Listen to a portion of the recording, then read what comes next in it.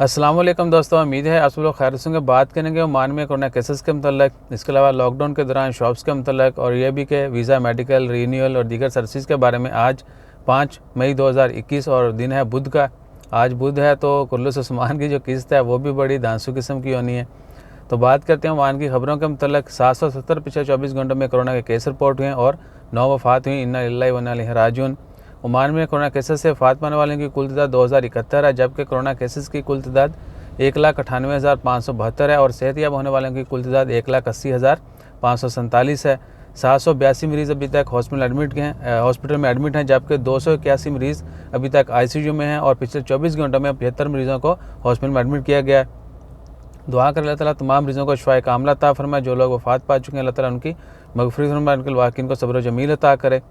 तो इसके अलावा जो मोस्ट इंपॉर्टेंट खबर है वो है लॉकडाउन के हवाले से। 8 से 15 तक जो ऐलान किया गया है कि जी दिन में तमाम कमर्शियल एक्टिविटीज़ बंद रहेंगी, तो इट मीन कि जितनी भी कमर्शियल एक्टिविटीज़ हैं वो बंद रहेंगी।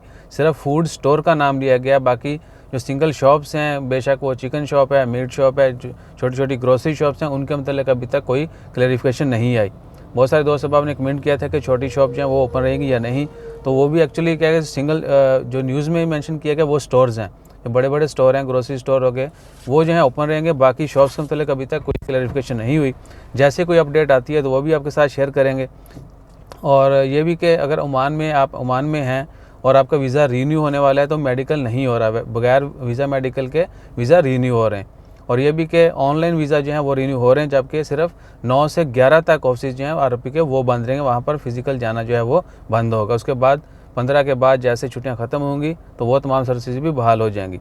इसके अलावा कोई और भी आपका कमेंट हो तो कमेंट कर सकते हैं। इंशाल्लाह will do update on that also. अपना ख्याल रखें, दुआ में याद रखें। जज़ाकल्लाह। अल्लाह हाफ़िज़।